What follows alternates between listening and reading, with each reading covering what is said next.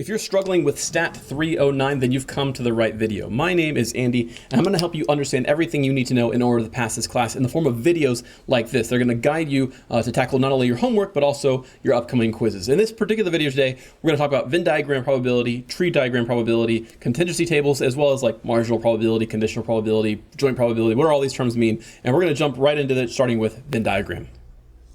Start off with a problem that looks very similar to something you've already done before, whether it be on a homework or a knowledge check or a quiz, and we're going to tackle it using either a contingency table or a Venn diagram. I'm actually going to show you both so you can get familiar with both. Let's start with a contingency table because that's probably the method you're most familiar with. So I'm going to put yes cat and no cat across the top, as well as yes dog and no dog on the rows. And let's go ahead and separate this. I'm also going to need my row sum and my column sum, so I'm going to leave some extra some space for the margins. It says that 40% of people own a pet. Now, this is already some imprecise wording on my part, but I did this deliberately because sometimes the wording can be imprecise, and I want you guys to be prepared for it. Obviously, there are other pets besides cats and dogs. You can own a horse or a bird or a cow or a platypus or whatever, but for our purposes, when we mean pet here, we mean only cat or dog. I know that seems imprecise language on my part, but professors can be imprecise too. So here, pet is just a stand-in for owning either a cat or a dog. Now, looking at this contingency table, I'm not sure how to label where that 40% goes, because obviously 40% of people own a cat or a dog, but there's not a both category here. Now, there's obviously both cat and dog here, but it's people own a pet, they own a cat or a dog. So these people also are included in that 40% because they own a cat. These people also own a dog. So these people are also included in that 40%. So I'm not tempted to put any value in there just yet. Let's skip that for now and say to ourselves, 30% of people have a dog. So in the dog row, I'm going to go all the way to the end and put 0.3 here. I'm also told that 20% of people have a cat. So here's cat. I'm going to go down to the bottom here and put a 0.2 there. But seemingly that's all the information we have, right? They don't give us any other numbers other than this 40%, and I don't know what to do with that 40% just yet. Let's also use the fact that we know the sum of the columns, or the sum of this last column and the sum of this last row must be 1. So because I know this is 1, I know this value must be 0.7. And in a similar fashion, I know that this 0.2, the number next to this 0.2, must be 0.8 because 0.2 and 0.8 add up to 1, 0.3 and 0.7 add up to 1. That still doesn't help us figure out the values on the middle though. We have to figure that out.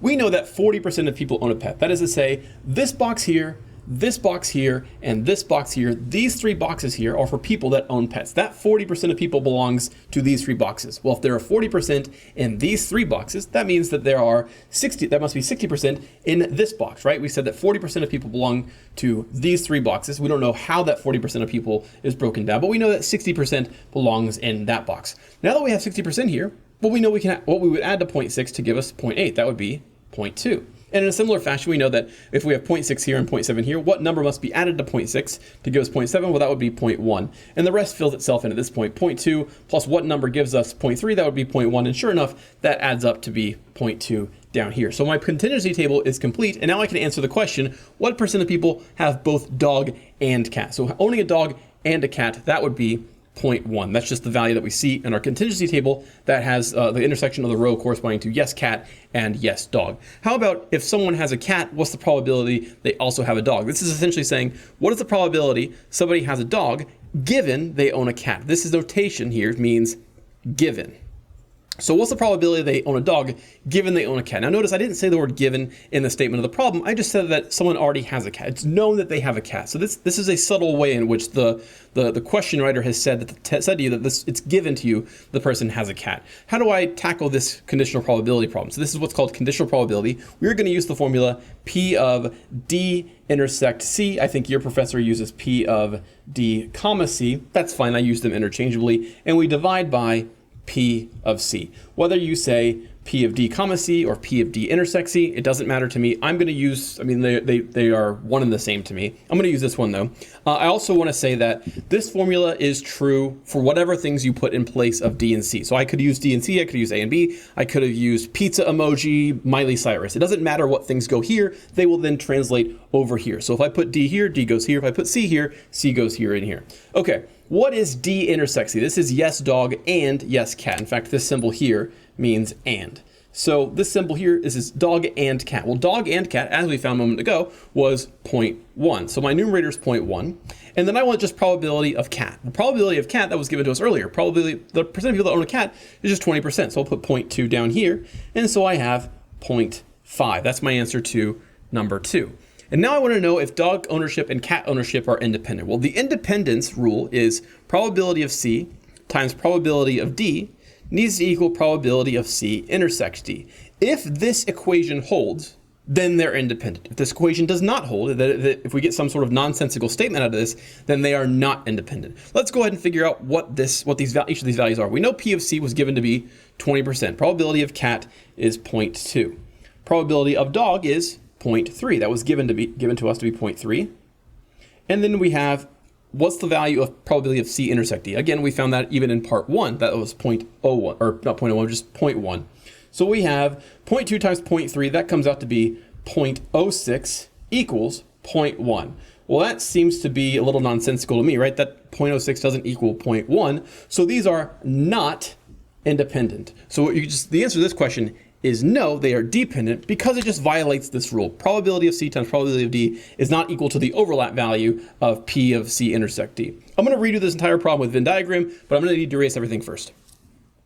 Like I said, I'm going to redo this problem using a Venn diagram. If you prefer the contingency table method, you might just want to skip this part if you don't want to be confused with additional ways of doing this problem. But if you like seeing multiple ways, or you just don't like the contingency method problem, stick with this. Stick around. You might actually like the Venn diagram method a bit more. So Venn diagrams work best when you have two possible overlapping events. And we know that in this case of ownership of a pet, you can own a dog or a cat, or in some cases, you could own both. So let's skip the 40% of people own a pet. Let's jump down to the fact that 30% of people have a dog. You might be tempted to put 30% in this section here, but that doesn't make any sense because we know this entire bubble must be 30%, and this chunk here might own some of that 30%. And in a similar fashion, I can't put 20% in this section of the bubble because this entire bubble needs to be 20%, and something has to go here. So what we're going to do is we're going to use this probability rule. This is a rule of, I guess, the addition rule. It's also called the inclusion-exclusion principle, but that's kind of a lofty, hoity-toity math term that I know, but you don't need to know.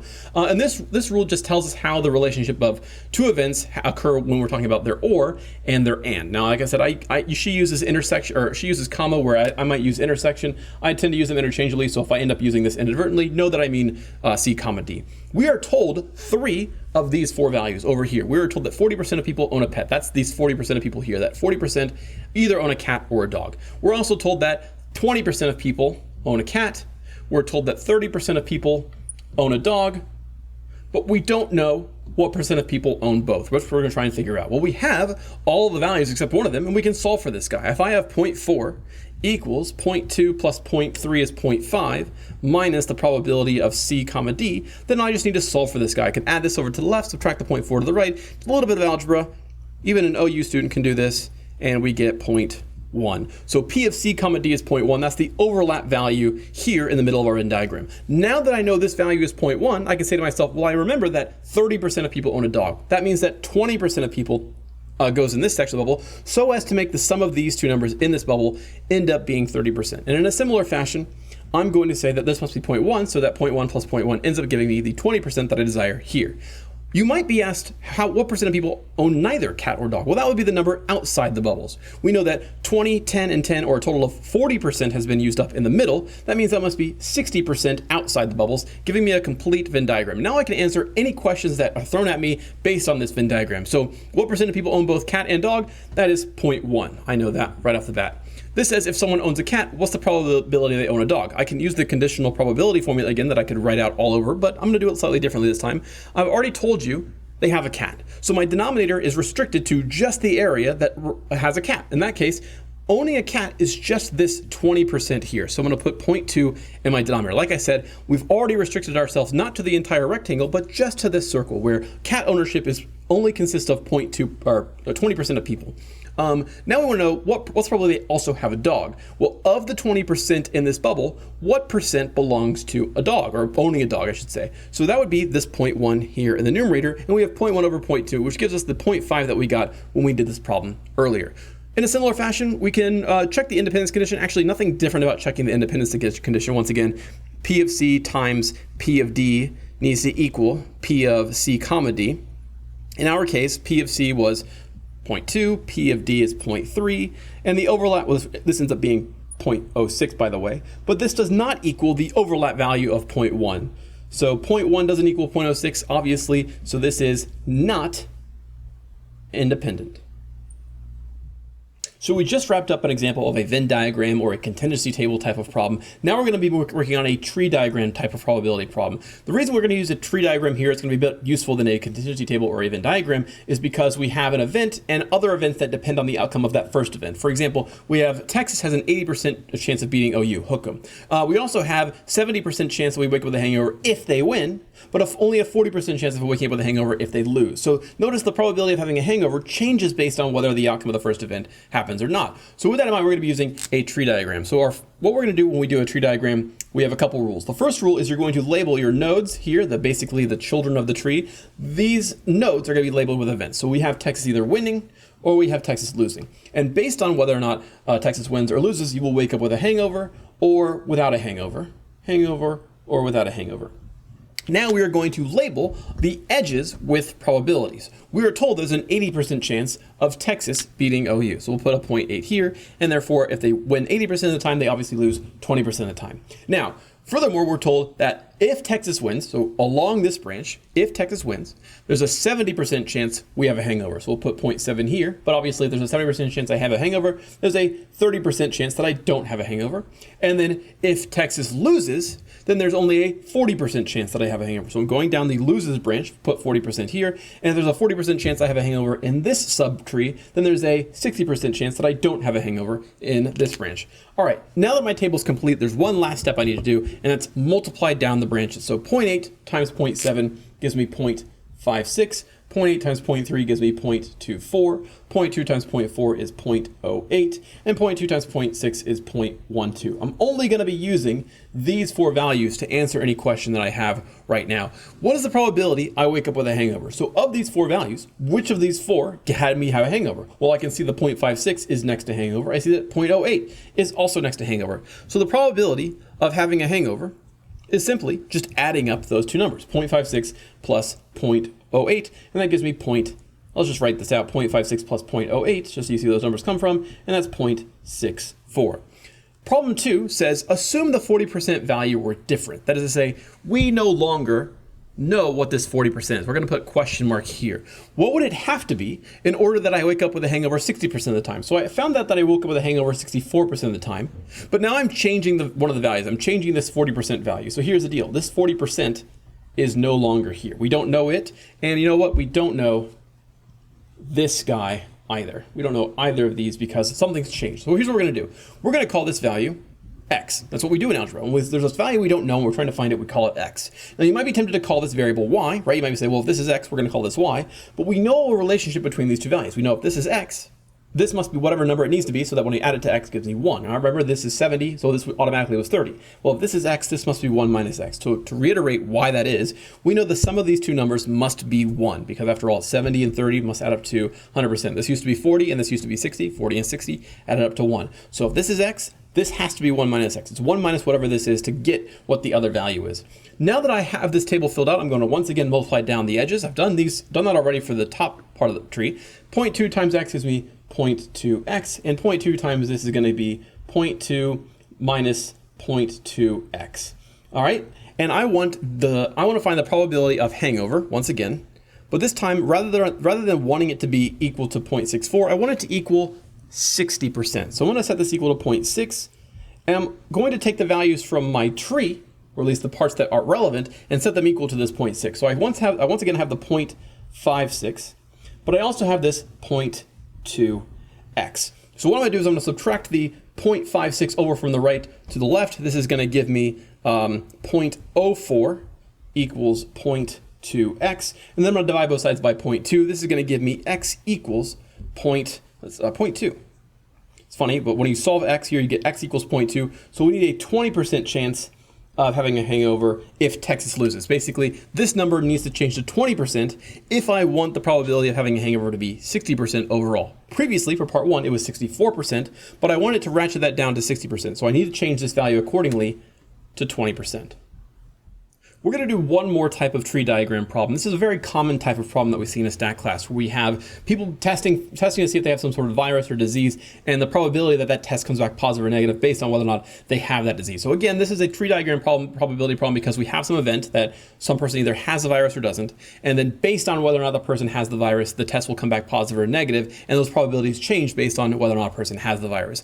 I want to point out that it doesn't have to be virus or disease and a test for it. It could be another common type of problem like this is a lie detector test, that we say that 1% of the population lies, and that 95% of the time a lie detector will detect a lie, but 90% of the time it will not detect a lie when the person is not lying. So things like that, you could exchange virus with lie detectors. You could exchange it with any sort of behavior where we just say, has some quantity or has some trait or has some quality versus doesn't have that quality, and then having a test detect whether or not that person has that quality. Okay, let's go ahead and set up our tree. So we have people who have the virus versus people who don't have the virus. And then we have people who test positive versus people who test negative. People where the test says they have the virus versus where the test says they don't have the virus. And we have probabilities associated with each of these. So let's get a different color marker. We have that 1% of the population has the virus. So we'll put a 0.01 here for people who have the virus, and therefore 99% of the people do not have the virus. If they have the virus, there's a 95% chance the test will come back positive. It will say that they have the virus. And as a result, there will be some people, 5% of those 1% of people, will get a false negative. They'll be told that you're clean, you're safe, you don't have the virus, even though they do.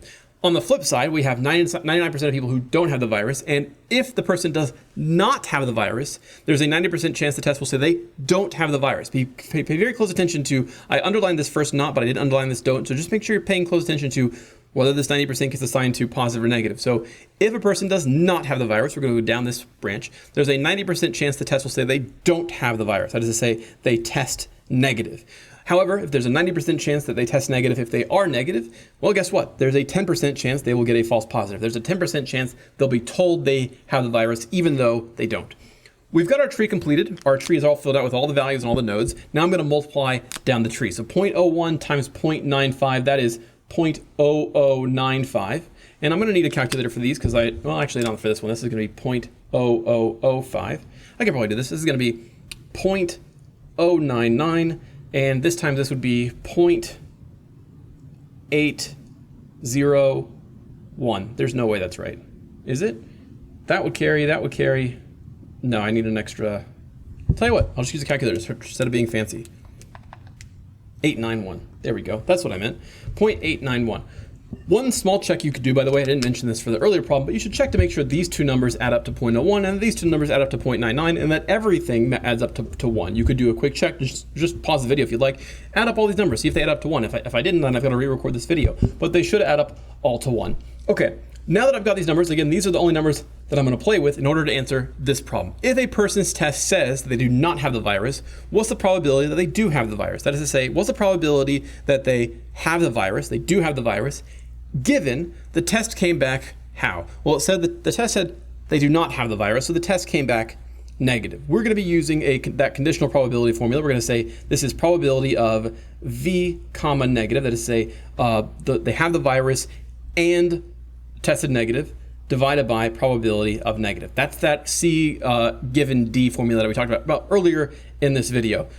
How do I get these values? Let's start with the denominator. The denominator consists of the values where, from this part of the tree, the table, that we're next to negative, right? That if we're talking about this denominator, where probability of negative, we want the values from this table that could correspond to negative. So in this table, in this little tree over here to the right, we have 0.0005 and 0.891. That's our denominator. But what about the numerator? Well, the numerator is, in addition to it being part of the negatives, we want the one value from this denominator that also correspond to a person having the virus. So of these two values, 0.891 and 0.0005, which one of those two had the virus? Which one of those two belonged to the branch belonging to the people having the virus? Well, that would be the 0.0005 because there's your virus branch there. So we'll put 0.0005 in the numerator. So here we're going to take 0.0005 and divide by 0.005. Let's see, 0.005 divided by 0.005 plus 0.891. This comes out to be a really tiny number, 0.000561. Sorry, that's too many zeros. I always miscount the number zeros, 0.000561. This is your answer. So to recap, this says if a person says they test negative, so given they test negative, that's why I've gone ahead and put given negative, what's the probability they do have the virus? So I put V here because I want to find the probability that they actually do have the virus. From there, I just look at the values here on the right of my tree. I don't even mess with anything in the tree anymore. I just look at the values on the right and ask myself, which of them belong to the negative category? That would be the 0.0005 and the 0.891. Those go in my denominator because this is what the formula tells me that I'm supposed to use. And in the numerator, I take the one value that corresponds to both negative and having the virus. Once I do that, I get my answer.